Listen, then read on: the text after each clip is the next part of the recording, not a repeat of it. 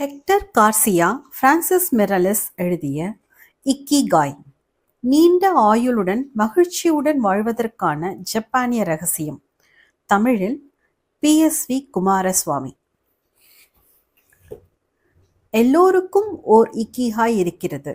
அதாவது தினமும் காலையில் படுக்கையை விட்டு உற்சாகமாக துள்ளி எழுவதற்கான ஒரு காரணம் இருக்கிறது என்று ஜப்பானியர்கள் நம்புகின்றனர். உங்கள் இருத்தலுக்கான காரணம் என்ன?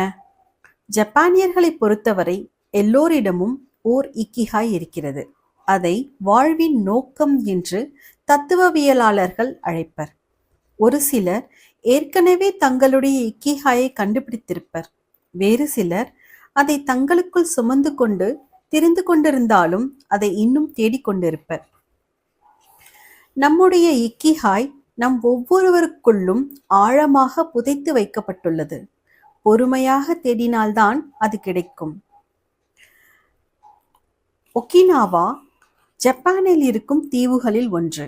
அங்கு ஒகினாவா மக்களை பொறுத்தவரை நாம் தினமும் காலையில் ஆவலுடன் கண்விழிப்பதற்கான காரணம் இந்த இக்கிகாய் தான் என நம்புகின்றனர். அவசர போக்கை கைவிட்டுவிட்டு உங்கள் வாழ்வின் நோக்கத்தை கண்டறிந்து உங்களுடைய நட்புகளை வளர்த்தெடுத்து உங்கள் ஆழ் விருப்பங்களுக்கு உங்களை முழுவதுமாக அர்ப்பணித்துக் கொள்வது எப்படி என்பதை இந்த நூல் உங்களுக்கு விளக்கி காட்டும். அதாவது நீங்கள் உங்களுடைய இக்கிகாயை கண்டுபிடிக்க இந்த நூல் உங்களுக்கு வழிகாட்டும்.